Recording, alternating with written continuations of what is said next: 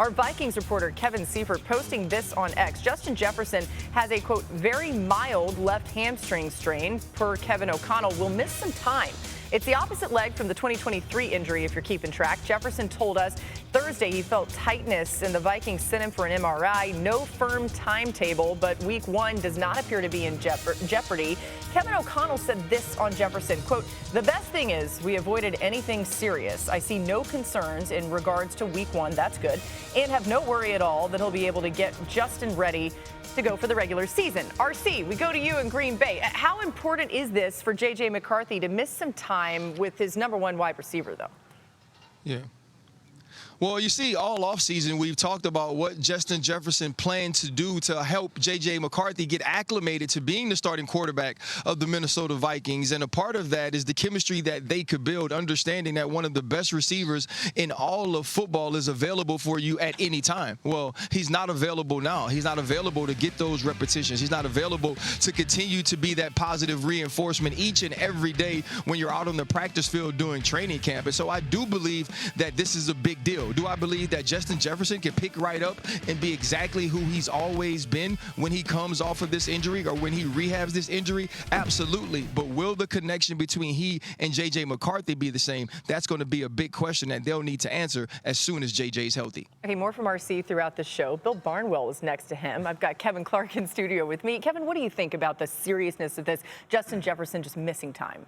Yeah, it doesn't sound very serious, okay? And yesterday we had to act collectively to hold our breath with the Justin Fields injury. A day later, we see him jogging off the field. I mean, yesterday it seemed like we were talking about his foot falling off, okay? He's fine. It's scary. And he's going to be ready for week 1. So I'm going to be hesitant to say this is some sort of disaster for the Vikings, just going to miss a little time. Having said that, with chemistry, this is important. Last year, Justin Jefferson was the best vertical route receiver in all of football, okay? He has, since coming into the league, 600 more yards than anybody else on downfield vertical routes. Tyreek Hill is #2. Let me dumb that down for everybody. That means every quarterback gets to say, screw it, Justin's down there somewhere, okay? That is a security blanket that you cannot put a price on for a young quarterback who's going to be able to use the middle of the field a lot, who's going to be able to use the outside numbers there with Justin Jefferson. It is so important for those guys to get chemistry in July and August. So, yes, this can be, if he misses a bunch of practices and J.J. McCarthy doesn't get those kind of reps, yeah, that starts to weigh on the team. I'm going to take Dr. Clark and Dr. O'Connell at face value and hope that we do get Justin Jefferson back on the field week 1. But if he does miss time, if this hamstring injury does linger beyond their expectations, there is the element of this offense not having kind of its focal point. It's not just when you throw Justin Jefferson the football. It's about all the stuff that happens based on how teams cover Justin Jefferson. A lot of easy completions for Sam Darnold on plays where Justin Jefferson was double teamed, where there was coverage shadowed his way, where you saw a guy over the top. All that stuff creates other opportunities for the Jordan Addisons, for the TJ Hawkinsons, for the run game. All those things are different without Justin Jefferson in the lineup. And Kevin O'Connell, so good at manipulating, different spots for Justin Jefferson, putting him in the backfield, getting him in the slot, getting him in stacks. All that stuff goes out the window without Justin Jefferson in the lineup. So this offense isn't going to be bad if he misses time, but it does give that sort of easy button for J.J. McCarthy. It kind of throws that out the window. Yeah, get back to the other team in the division where RC and Rob Demovsky, who you'll see in a little bit, are in Green Bay. Jordan Love and Josh Jacobs joined the set with RC just a little while ago. Take a listen to this.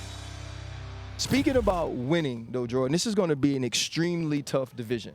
Detroit, Minnesota, Chicago has improved. How confident are you in this team and what you guys have done this offseason that you have an opportunity to win the North?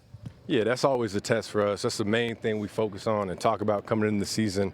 Like you said, the teams in the NFC North have got so much better every year. It's a really good, division to be in.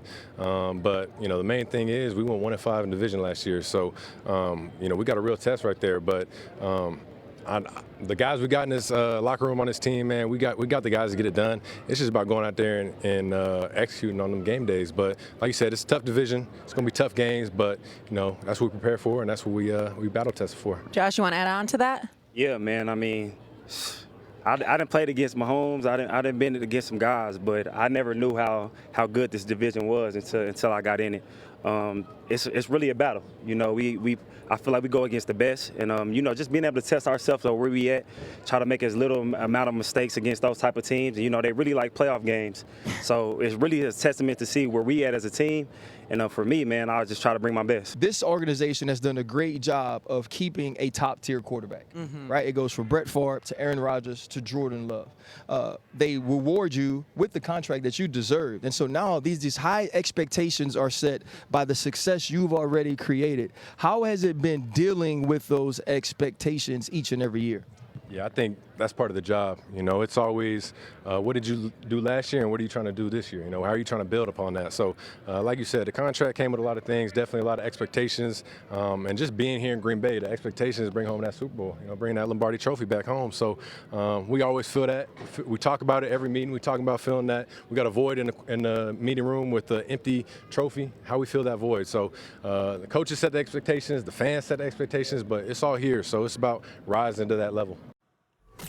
Great interview. Shea Cornette, by the way, was with RC. I didn't say her before. Now, here's Rob Demovsky. I've said Rob's name like 17 times already, but now we finally get to see his face and part of RC's arm, which I liked. You guys are really close there, snuggled up.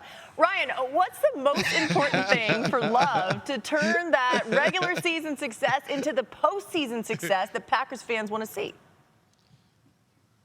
You know what's funny? It's about what he does in the regular season as well. It's about protecting the football in the most crucial moments. He carries this entire organization's dreams in his right arm and his decision-making. We saw it against San Francisco at the end of 2023-2024 season. He had the turnovers in the second half. Saw the same thing against the Philadelphia Eagles in the playoff. Jordan Love has to protect the ball while maintaining his aggressiveness at the quarterback position. And I believe that if they do that with what Josh Jacobs added, with Matthew Golden as the #1 pick this season, and also with the defense and Jeff Hafley entering their second year, they have an opportunity to be one of the best in all of the NFL, not just the NFC North.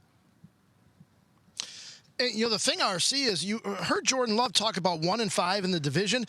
They were a blocked field goal away from being 0-6. They got a field goal in the block against Chicago. Otherwise, they're 0-6 in the division. They won 11 games. You don't usually win 11 games by winning one game in your division.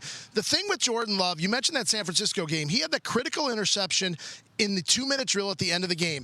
Today, while you guys were doing SportsCenter on set, they did the 2-minute drill over and over and over and over again. I've seen more 2-minute drills in the first 3 days of training camp so far than I've seen in a long, long time.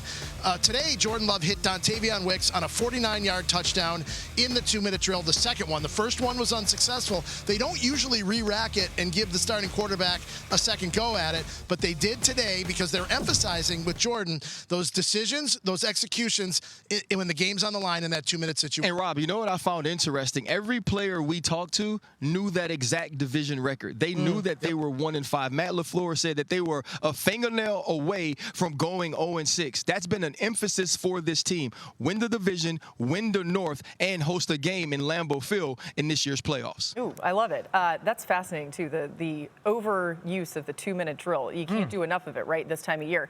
I know you're high on the Packers. They drafted Matthew Golden. It was the hometown pick in the first round. He is, I think, an electric piece into this offense. What sticks out to you that makes you high on these Green Bay Packers? I'm wearing a green blazer. This is unintentional, but I am going to go in on how much I love this Green Bay Packers team. I think they have a really good chance to win this division and compete for the entire NFC, frankly. They were the only team in football last year, top 5 yardage on offense and on defense. It's not going to take much for them to get into the elite this year. There's a number that stands out to me that just blew my mind when I was looking up this week, which is that they had 3 receivers last year in the top 5 of drop rate, okay? Jordan Love had the highest drop rate in football. They got to clean that up. Matthew Golden, when he comes in, will be instant impact as far as that goes. They want to push the ball down the field, but you got to catch it when you get open. I love this defense. They need to generate more pass rush. That's a big thing, but they tackle well. They limit yards after catch. But this athletic defense needs to take one more step with pass rush than they're there.